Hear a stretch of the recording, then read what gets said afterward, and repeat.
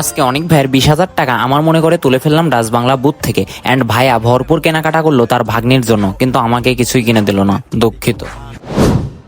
Hello, আসসালামু আলাইকুম। কি অবস্থা সবার? আশা করি সবাই ভালো আছেন এবং আমি অনেক বেশি ভালো আছি। ফার্স্টে আমি চলে আসলাম ডাচ বাংলা বুথে। ডাচ বাংলা বুথে এসে প্রথমে 20,000 টাকা তুলে ফেললাম, দেন ভরপুর খাওয়া দাওয়া করলাম হালকা করে।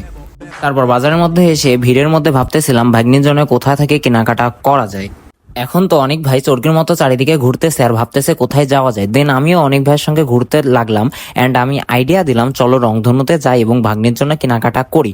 দেন অ্যাট লাস্ট আমরা রংধনুতে চলে আসলাম। রংধনুতে এসে 2টা শার্ট এবং 2টা টি শার্ট কিনে ফেললাম ভাগ্নির জন্য এবং একটা প্যান্ট কিনছিলাম।